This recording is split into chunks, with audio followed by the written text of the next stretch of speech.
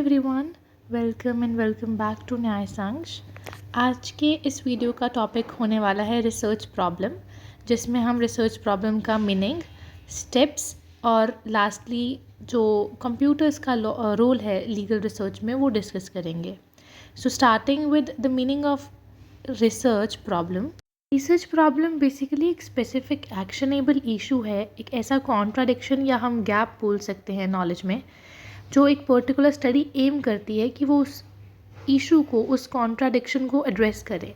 तो जो हमारा रिसर्च प्रॉब्लम है ये पूरे रिसर्च प्रोसेस का फाउंडेशन है, ये बेसिस है। बिकॉज हम एक रिसर्च कंडक्ट क्यों करते हैं, पूरा जो हमारा रिसर्च प्रोसेस है वो एक रिसर्च प्रॉब्लम के अराउंड रिवॉल्व करता है। तो रिसर्च चाहे नेचुरल हो, सोशल हो, उसमें एक सिस्टमेटिक प्रोसेस ज़रूर फॉलो किया जाता है। तो हमारी जो रिसर्च है, हम बोल सकते हैं कि वो एक ऐसा सिस्टमेटिक प्रोसेस है जिससे डेटा कलेक्ट किया जाता है, इन्फॉर्मेशन कलेक्ट की जाती है। इन्फॉर्मेशन कलेक्ट क्यों की जाती है? एक डिज़ायर्ड ऑब्जेक्टिव्स जो हमारे होते हैं, जो हमने इनिशियली एम किए होते हैं कि इस रिसर्च प्रॉब्लम को सॉल्व करने के बाद ये जो ऑब्जेक्टिव्स हैं ये फुलफ़िल हो जाएंगे। उन ऑब्जेक्टिव्स को फुलफ़िल करने के लिए हम लोग रिसर्च कंडक्ट करते हैं। रिसर्च चाहे किसी भी फील्ड में हो पर या किसी भी टाइप की हो, बट कुछ स्पेसिफिक स्टेप्स होते हैं जो फॉलो किए जाते हैं थ्रू आउट द प्रोसेस, और हर एक स्टेप दूसरे स्टेप की तरफ हम लोगों को लेकर जाता है। तो जो पूरा इंटायर रिसर्च प्रोसेस है वो साइंटिफिक और रिलायबल कब बनता है? जब हम स्टेप बाय स्टेप एक एक स्टेप फॉलो करते हैं और नेक्स्ट स्टेप पर पहुंचते हैं, ताकि अगर सेम स्टेप्स को फॉलो कर कर कोई और रिसर्च कंडक्ट करे तो जो रिजल्ट्स हों वो रेप्लिकेबल हों, मतलब रिपीट हो सके। तो ये जो स्टेप बाय स्टेप प्रोसेस है ये हमारे रिसर्च के रिजल्ट्स को ज़्यादा साइंटिफिक और रिलायबल बनाता है। तो आगे हम कुछ स्टेप्स डिस्कस करेंगे, हम डिटेल में नहीं जाएंगे क्योंकि इसके लिए एक सेपरेट वीडियो बनाऊंगी मैं, जिसमें वन बाय वन हर एक स्टेप को इन डेप्थ हम डिस्कस करने वाले हैं। इसमें सिर्फ हम देखेंगे कि कौन कौन से स्टेप्स हमारे होते हैं एक रिसर्च प्रोसेस के दौरान। तो ये हमारे 11 स्टेप्स हैं। हालांकि अगर आप देखेंगे, जितना आप सर्च करेंगे आपको अलग अलग जगह अलग अलग स्टेप्स दिखेंगे, और कई बार ऊपर नीचे पे, कई बार आपको जो हाइपोथेसिस है वो सेकंड नंबर पे आ जाता है और लिटरेचर फिफ्थ पे है, या वो सब चीज़ें। बट ये मैंने प्रॉपर रिसर्च कंडक्ट करके जो मुझे बेस्ट लगे इस ऑर्डर में मैंने स्टेप्स लिखे, और ये मोस्ट एप्ट, मेरे अकॉर्डिंगली मोस्ट एप्ट स्टेप्स का ये सीरीज़ है। तो सबसे पहले हम देखेंगे identification and formulation of research problem. तो सबसे पहले आइडेंटिफाई किया जाता है कि हमें रिसर्च करनी किस चीज़ पे है। तो जब हम लोगों ने वो देख लिया कि अच्छा हमें इस चीज़ पे रिसर्च करनी है, तो हम एक रिसर्च प्रॉब्लम को फॉर्मुलेट करते हैं। कहने का मतलब एक रिसर्च टॉपिक हम लोग अपना फाइनलाइज करेंगे, फॉर्मुलेट करेंगे। तो सबसे पहले एरिया ऑफ रिसर्च क्या है उसको आइडेंटिफाई करके हम अपना एक रिसर्च टॉपिक फॉर्मुलेट करते हैं। सेकेंड स्टेप हमारा होता है रिव्यू ऑफ लिटरेचर। तो जो भी अवेलेबल मटेरियल है, ठीक है, रिटन, चाहे वो रिसर्च पेपर्स हों, पार्लियामेंट्री डिबेट्स हों, कोई कंपाइल्ड रिपोर्ट्स हों, कुछ भी चीज़ें, कोई बुक्स है, कोई लेजिस्लेशंस है, जो भी हमारे पास अवेलेबल डेटा है हम वो सारा डेटा पढ़ते हैं। सारा इन द सेंस जो भी मोस्ट इम्पॉर्टेंट एंड रिलेवेंट चीज़ें होंगी हम वो सब पढ़ेंगे। थर्ड स्टेप हमारा होता है फॉर्मुलेशन ऑफ ऑब्जेक्टिव्स। तो उसके बाद हम जो ऑब्जेक्टिव्स होंगे हमारे रिसर्च के, जो कि हम एट द एंड फुलफ़िल कर पाएंगे, वो ऑब्जेक्टिव्स को फॉर्मुलेट करते हैं। जो भी रिसर्च कंडक्ट करने के पीछे जो हमारे ऑब्जेक्टिव्स हैं उनको फॉर्मुलेट करने के बाद हम फोर्थ हमारा जो स्टेप है रिसर्च डिज़ाइन बनाना। तो हम रिसर्च डिज़ाइन अपना फ्रेम करेंगे, वो कैसे कि ओवरऑल जो पूरा ये रिसर्च का प्रोसेस है ये चलने कैसे वाला है, हमें क्या करना है, क्या नहीं करना है, कहाँ से डेटा कलेक्ट करना है, ये पूरी चीज़ें हमें कैसे क्या चीज़ें मेंशन करनी है, ये सब हम लोग रिसर्च डिज़ाइन में अपना पूरा रेडी करते हैं। फिफ्थ हमारा होता है फॉर्मुलेशन ऑफ हाइपोथेसिस। तो उसके बाद हम टेंटेटिव एजम्पशंस, ठीक है, जो कि ठीक है कि कोई भी इंसान अगर किसी भी टॉपिक को लेकर रिसर्च कंडक्ट करता है तो एक वो हाइपोथेसिस फ्रेम करता है, एक एजम्पशन होती है उनकी कि ठीक है जब रिजल्ट्स आएँ तो हम उसमें ये सब चीज़ें होनी चाहिए, राइट। वो जो हाइपोथेसिस है वो चेंज भी हो सकता है बाद में। सपोज़ आपको एक पर्टिकुलर टॉपिक पे रिसर्च करनी है, आपने सोचा किसी और तरीके से था उसका रिज़ल्ट, बट जैसे आपने उसके बारे में पढ़ा और रिसर्च कंडक्ट करी, डेटा कलेक्ट किया, और जब आप उसको एनालाइज करते हो आपका ओपिनियन चेंज हो सकता है, राइट। वहाँ पे जो आपके हाइपोथेसिस है वो वेरी कर सकते हैं आपके रिजल्ट्स के साथ। तो 6 होता है सिलेक्टिंग अ सैम्पल। तो जो हमारी टारगेटेड ऑडियंस है, जो ग्रुप है हमारा टारगेटेड, चाहे वो जनरल पब्लिक हो या कोई सिलेक्टेड ग्रुप ऑफ सर्टन, जो भी हमारा रिसर्च के अकॉर्डिंगली हमारा कोई इंस्टीट्यूशन, ऑर्गेनाइजेशंस कुछ भी हो सकते हैं, उनको हम लोग सेलेक्ट करते हैं। स्टेप है tools and techniques for collection of data. तो हम डेटा कैसे कलेक्ट करेंगे वो डिसाइड करते हैं कि हम सपोज़ इंटरव्यूज़ कंडक्ट करेंगे, हम ऑब्जर्वेशन के थ्रू, क्वेश्चनर्स के थ्रू, मतलब जिस भी तरीके से हम डेटा कलेक्ट करेंगे वो सब चीज़ें डिसाइड करेंगे। 8th है procedure for collecting data and it's treatment.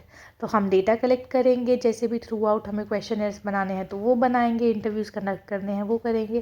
तो ये पूरा डेटा कलेक्शन का प्रोसेस चलेगा। और उसके बाद जब कलेक्टेड डेटा है उसको क्या क्लासीफाई किया जाता है, ट्रीट किया जा रहा है, किस किस तरीके से हमें किस किस चीज़ के लिए क्या क्या डेटा चाहिए था। और जब हमारे पास डेटा सारा आ गया, हमने उसको क्लासीफाई कर लिया, फिर हमारा 9th स्टेप है हम उसको एनालाइज करते हैं। डेटा को एनालाइज करने के बाद एट लास्ट जो बहुत ज़्यादा इंपॉर्टेंट आ जाता है डेटा कलेक्शन के उसमें ही, वो है इंटरप्रिटेशन ऑफ डेटा। डेटा हम लोगों ने कलेक्ट कर लिया, उसको क्लासीफाई कर लिया, एनालाइज कर लिया। अब इम्पॉर्टेंट क्या होता है, उस डेटा को हम फर्दर इंटरप्रेट कर पाएँ। 10th हमारा जो पॉइंट है ड्राइंग कंक्लूजन्स एंड फाइंडिंग्स।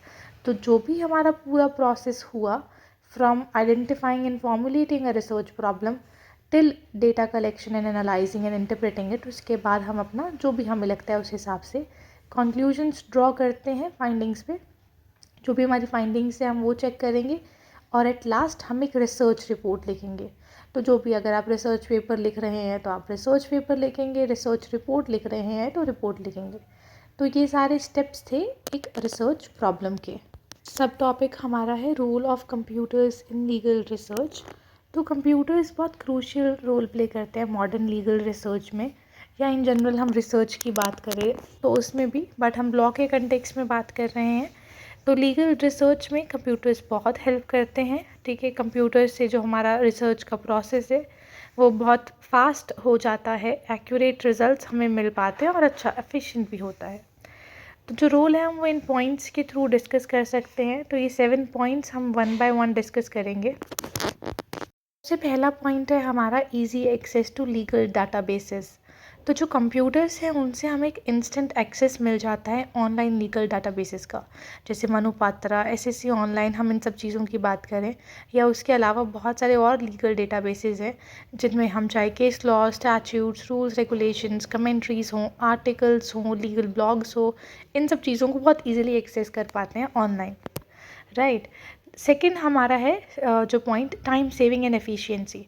तो कंप्यूटर्स में फॉर श्योर हमें जजमेंट्स और स्टैट्यूट्स को अगर सर्च करना है तो बहुत क्विकली हम लोग सर्च कर पाते हैं, क्योंकि अगर हमें मैनुअली सर्च करना हो, मतलब बिना कंप्यूटर्स के, जैसे किसी बुक्स में या किसी भी हमारे जर्नल्स जो हैं उनमें हम अगर चेक करें तो बहुत टाइम कंज्यूमिंग प्रोसेस है वो।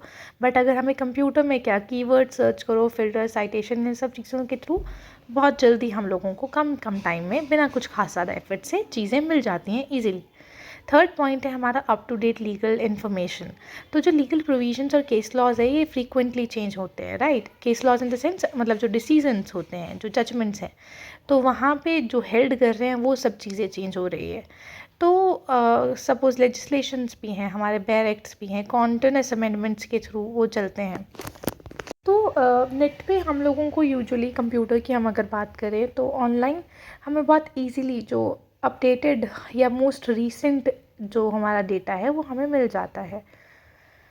नेक्स्ट हम 4th पॉइंट इसका देखेंगे, बेटर ऑर्गेनाइजेशन एंड स्टोरेज। तो कंप्यूटर पे हम अच्छे से और बहुत इजीली और with clarity large volumes of हमारा जो लीगल डेटा है उसको डिजिटल फॉर्म में स्टोर कर रख सकते हैं।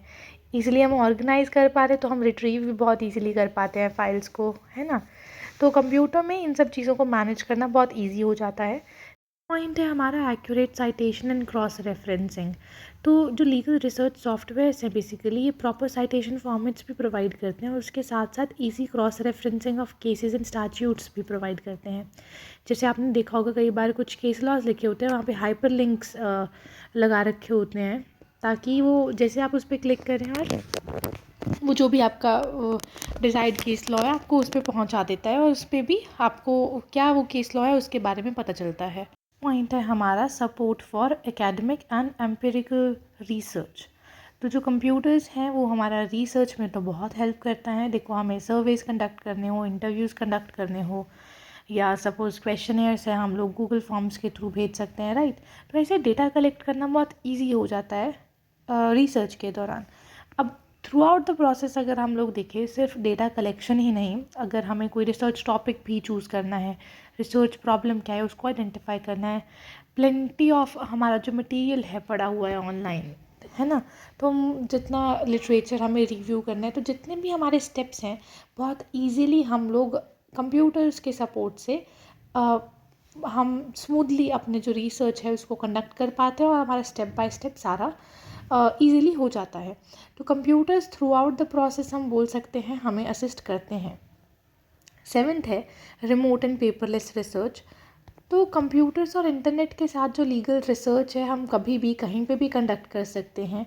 सिर्फ लाइब्रेरीज़ पर इंसान डिपेंडेंट नहीं है। कोई भी इंसान अगर किसी के पास लाइब्रेरी पास में नहीं है, दूर है, या वो सब चीज़ें, ऑनलाइन इतना ज़्यादा डेटा है अब हम लोगों के पास, तो हम घर बैठे बैठे अगर हमारे पास फ़ोन है, सपोज़ इवन मोबाइल फ़ोन है, आजकल तो MS वर्ड वगैरह भी मोबाइल फ़ोन में चल रहे हैं एंड ऑल, तो वो सब चीज़ें क्या है बहुत इजी हो जाती है। आप कहीं पर भी बैठ के जो है रिसर्च कंडक्ट कर सकते हो किसी भी चीज़ को लेकर।